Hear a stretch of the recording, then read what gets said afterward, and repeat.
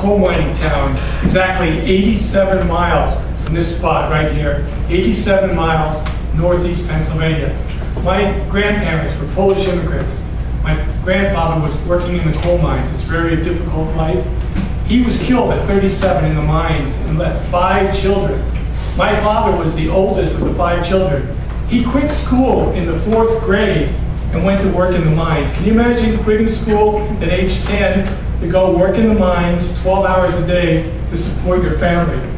I was the 3rd generation from these immigrant Polish miners. I was the first one to get to go to college. My father at 15 developed a stroke. He was a miner, developed miner's asthma, and he had a stroke at 15. He died at 17. And at age 18, I was a senior in high school, a local little high school. I had the nerve and audacity to apply to Penn State University for engineering. Never been to Penn State. I didn't know how I was going to pay for it. I applied to Penn State, got into their engineering school, and actually got accepted there, never visited the campus. So I hopped on a bus in September with 2 suitcases and went to Penn State to study to be an engineer. 1st generation college student. The story, my first love, the story is, she wanted to be an actress, I wanted to be an engineer. So here we are at Penn State. I had no money, never visited the campus, 35,000 students. I'd never seen a black person before. Here I am at this giant campus. I needed to find a job. So I went up and down Main Street, College Avenue, looking for a job. And I had worked as a paperboy for 8 years. Not to brag, but I was the 1965 Newspaper Boy of the Year. I worked at Wise's for 3 years, and I worked at various restaurants. So I was kind of drawn to the restaurants. So there was this big fancy restaurant at Penn State called The Arena. It was run by 4 Greek brothers, and there was a sign that said, "Help Wanted." So I decided I'm going to apply because I need the money. I need to get through engineering school. I needed to buy the books, get through the whole thing. So I go, and I thought it was going to be like a big fancy waiter or something. The guy said, the Greek owner said, "Well, we have an opening for a dishwasher." So I started off as a dishwasher. And I worked my tail off as a dishwasher. It was a huge restaurant, Mediterranean style, and it could seat 200 people. And I started off as a dishwasher. Then after about 10 weeks, I became a busboy. Then I actually worked myself up to become a waiter. Well, my first love was this graduate student. Her name was Susan.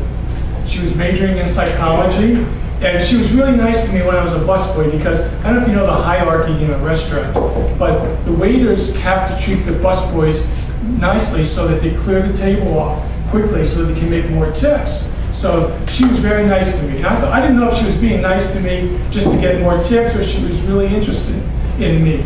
So I developed a relationship with Susan. She was actually from England. She was a graduate student in psychology, and I was this little engineering student, introvert, and she wanted to be an actress, and I wanted to be an engineer. And I just idolized her. I not to brag or anything, or not to tell true stories, but I went to Penn State as a virgin. I had a very sheltered life, and this was like the woman of my dreams.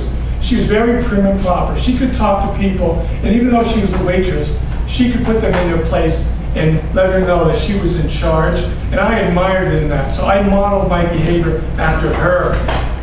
So to make a long story short, for 2 or 3 years, I just kind of idolized Susan, and then finally I got a phone call on a Friday night from Susan, and she said, "Could you help me move a piano?" And I said, "Sure." So next Saturday morning, I went to her, and I found out she was living with a man. He was another graduate student at Penn State, and we took this giant piano, moved it up to the 3rd floor of the apartment, and she gave us a sandwich, and got to be really nice. So I thought, well, at least she called me for something. She realizes who I am. So that night at the restaurant, we had worked really hard, and then I got a phone call about 2 o'clock in the morning. Susan had called me. She's crying her eyes out. And I said, "Susan, what's wrong?" She said, "I just found out the man I'm living with, the love of my life, my boyfriend, left me, and he went with these other guys. He actually jumped to the other side, and he found out he wanted to like men rather than women." So she was crying her eyes out. So I went over to help her, to try to console her. And she was just really upset. And I said, we have to get out of here. So we went to a state park up near Penn State. It was a beautiful state park. And it was like 2 o'clock in the morning. And I'm hugging her and holding her, trying to console her. And I said, Susan, everything's going to be all right. And I tried to, console her. This was the love of my life. She was going through all this deep separation anxiety. So actually about 5, 6 in the morning, the sun started coming up. And Susan and I looked at each other, and something magically happened. We embraced, we started kissing. We actually made love on the picnic table at the state park at 6 in the morning. It was my first time. She was an older woman, she was beautiful, and I thought, I died and went to heaven. So this is it. So I drive her back to her place, and we meet that Sunday. I was working, going to engineering school. She wanted to be an actress. And I looked at her and I thought, do you ever know, like, when you know you're out of your league? I was out of my league, She was older, she was very beautiful. I was an introvert engineer. I didn't, but somehow in my mind I envisioned there was a chance with her.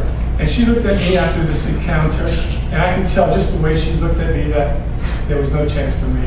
And I knew it was over. It was just a one-night stand, and I was a good friend to help her out. I moved her piano in, helped her, consoled her and stuff.